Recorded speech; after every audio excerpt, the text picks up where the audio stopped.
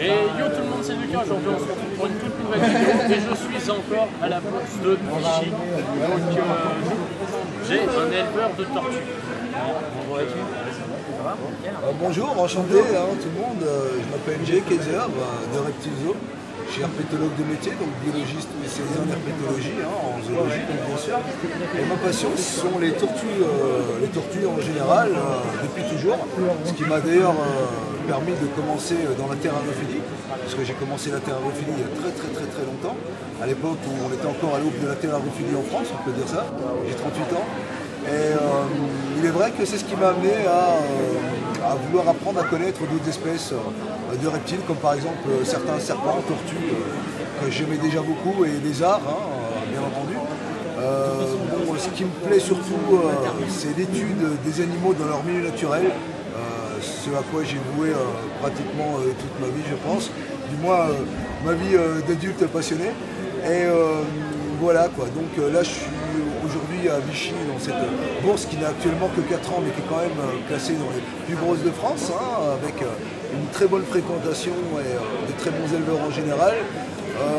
Je n'ai pas l'exclusivité spécialement à la bourse, on peut voir que je suis le seul en tortue terrestre. C'est pas qu'il y a un traitement de faveur, c'est juste qu'il y a plus de compétences et plus de diplômes en général pour pouvoir obtenir généralement les attributions pour pouvoir le faire. Donc il n'y a pas du tout de favoritisme là-dedans. Donc les tortues que je suis venu vous présenter aujourd'hui, du moins au salon de Vichy, ce sont avant tout des tortues terrestres, parce que je fais aussi des tortues aquatiques, mais je dois avouer que ce qui me plaît vachement le plus sont les tortues terrestres, parce qu'il existe autant de variétés que de tortues aquatiques, certes, mais ce qu'il existe surtout, c'est des tas de biotopes et de façons différentes de s'en occuper et donc de les maintenir. Bon là, aujourd'hui, j'ai ramené principalement de la tortue d'Hermann. Donc toutes nos tortues d'Hermann hivernent depuis la première année. Donc la première année, nous les faisons hiverner 1 mois. La deuxième année, nous les faisons hiverner 2 mois.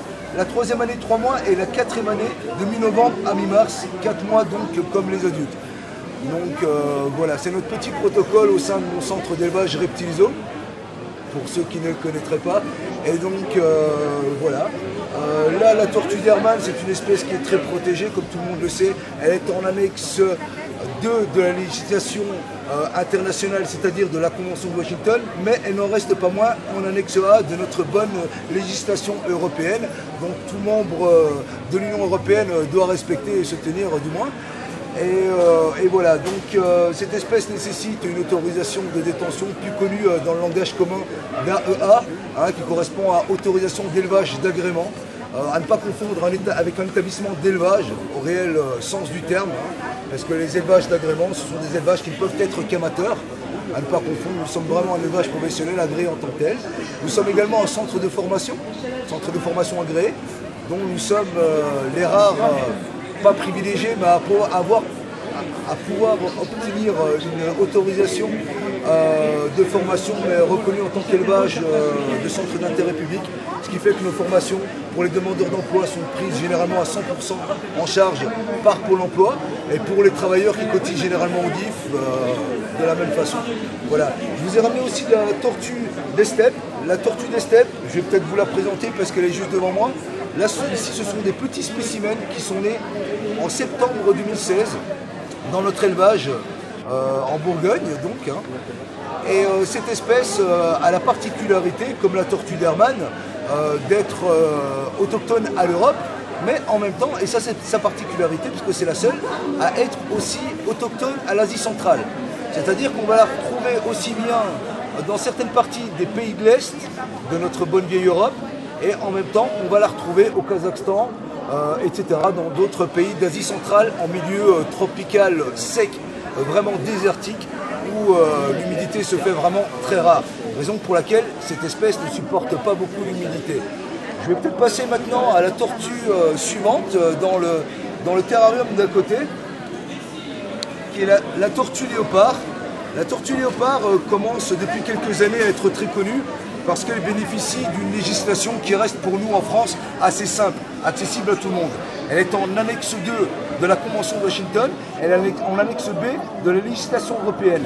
Elle ne fait pas partie des arrêtés 2004, c'est-à-dire que tout le monde a le droit d'en posséder, sans autorisation de détention, sans aucun papier, jusqu'à 10 spécimens.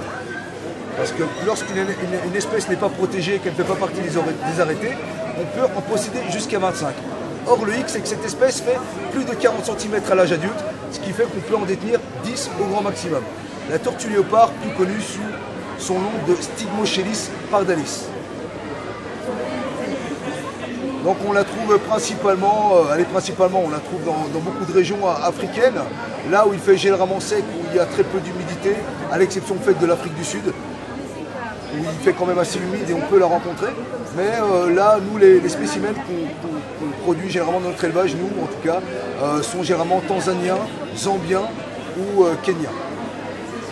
Donc là, c'est la tortue léopard, la tortue pardalis.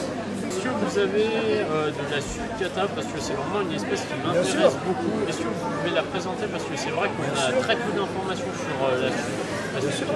Alors je vais peut-être vous présenter, il est encore jeune, il a 6 ans, il s'appelle Junior, il est dans le parc d'à côté, il fait une cinquantaine de centimètres, c'est une belle bête. Voilà, comme ça on va d'abord montrer la petite. Donc là c'est un spécimen qui est né en décembre 2016, elle est toute jeune. Comme vous pouvez le voir, elle a déjà une certaine taille, elle fait 7 cm, parce que la sulcata a une croissance quand même assez rapide. On parle quand même d'une croissance pouvant aller jusqu'à 1 kg en 2 ans. On parle donc de l'animal qui naît, ce qui est très étonnant, conformément à ce que vous venez de dire.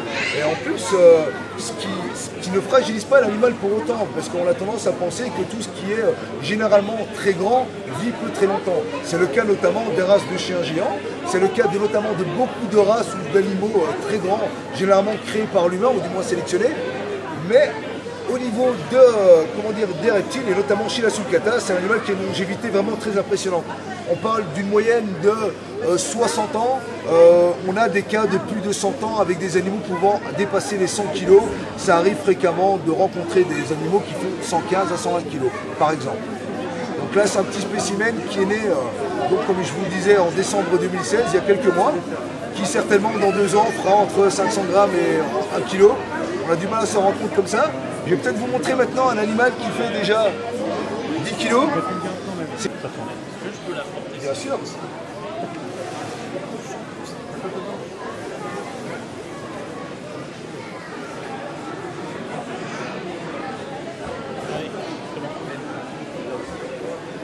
C'est tout bon. Bon. Je vais vous montrer la tortue léopard.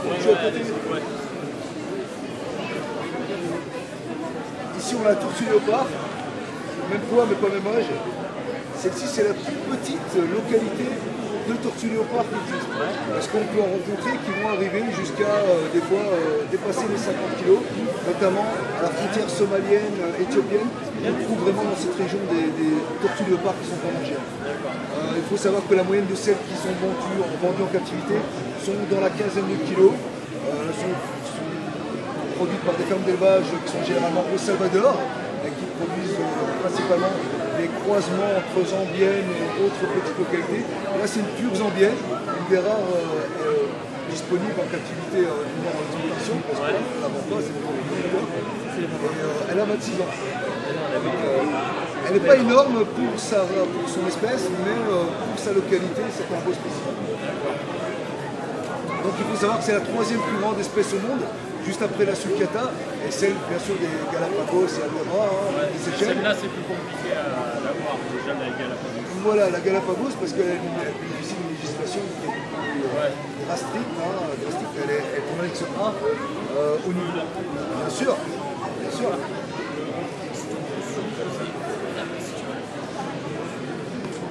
Vraiment énorme. Ça pèse combien ça? Là, c'est là, normalement, elle devrait faire entre 8 et 12 kg maximum. Elle a 26 ans, elle en fait 10. À mon avis, elle va pouvoir prendre. D'accord. Et les tortues type géantes comme ça grandit en fonction de l'environnement où est-ce qu'on les met? Non. Contrairement aux poissons qui, eux, grandissent en fonction de l'espace natatoire, les reptiles, et notamment les tortues, grandissent toute leur vie. Peu importe les conditions de maintenance, tant qu'il y a de la croissance, c'est pas l'espace qui gère en tout cas l'espace. D'accord.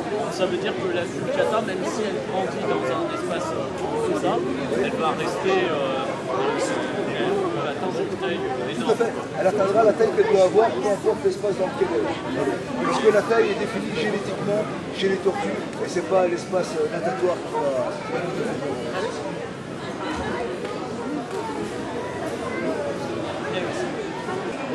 Donc là, je vous présente la Chelonoidis carbonaria, donc la tortue charbonnière à pattes rouges.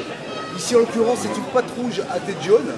Cette tortue va occuper des territoires qui vont être le Brésil, la Bolivie, la Guyane, le Suriname, etc. C'est une tortue donc qui ne connaît pas les hivers, qui subit des précipitations toute l'année et une température plus ou moins stable, toujours supérieure à 25 degrés. Donc voilà, là ici, il s'agit d'un des plus gros spécimens captifs que vous pourrez voir en captivité. Hein, je suis l'heureux détenteur d'un petit groupe des plus grosses tortues charbonnières visibles en captivité, aussi bien en Europe que dans le monde. On en voit rarement des aussi grosses. Là, on a une tortue qui fait 50 cm et qui atteint les 10 kg. Hein. Pour l'espèce, c'est vraiment quelque chose de très rare. Et voilà. Donc je voulais en profiter pour vous en parler parce que nous sommes un des seuls centres d'élevage agréés à pouvoir produire et fournir donc des tortues guyanaise, parce que c'est de la faune guyanaise et comme vous savez, la législation de la faune guyanaise est très compliquée pour nous les Français. Et donc voilà, dans notre centre d'élevage et de formation Reptilzo, on promotionne et reproduit cette espèce parce que notre devise dans notre centre d'élevage Reptilzo, c'est élever pour ne pas prélever. C'est la petite devise que vous pouvez voir sur ma bannière et qui indique vraiment notre volonté de promouvoir l'élevage afin de mettre en péril les captures, parce que malheureusement trop d'animaux, de reptiles, et notamment de tortues à l'heure actuelle, de façon légale, sont encore capturés. Donc voilà, élever pour ne pas prélever, et regardez nos reproducteurs, ce sont vraiment des reproducteurs magnifiques, vous en verrez peu dans votre vie, les os du monde entier m'envient pour avoir justement ce type de spécimens, et on ne leur cédera jamais parce qu'on les garde. Et donc voilà, c'était une des particularités de notre centre d'élevage que je voulais vous présenter aujourd'hui. Merci. Bien sûr. Elle a une vingtaine d'années. Elle est à peu près presque du double de la taille qu'elle devrait avoir.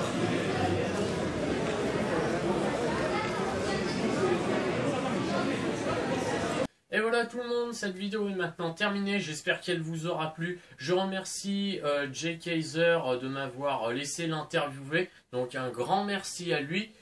Et donc vous pouvez aller retrouver sur YouTube, je vous laisserai chercher, ou sinon le lien sera dans la description de la chaîne YouTube de Reptilzo. Donc c'est la chaîne YouTube de Jay Kaiser, donc il attend d'avoir 100 abonnés pour lancer une émission spécialement consacrée aux reptiles sur sa chaîne YouTube. Donc je vous laisserai aller vous abonner à sa chaîne et à découvrir tout ça en temps voulu. Voilà tout le monde, j'espère que cette vidéo et cette série justement de vidéos sur la bourse de Vichy vous aura plu. Et moi je vous dis à bientôt dans une vidéo. N'oubliez pas de laisser le pouce bleu, ça fait toujours plaisir. Un petit commentaire aussi pour me dire ce qui allait et ce qui n'allait pas. Et moi je vous dis à bientôt dans une prochaine vidéo. Et n'oubliez pas, la terrariophilie c'est une science, les reptiles c'est une éternelle source de savoir. Allez tout le monde, ciao!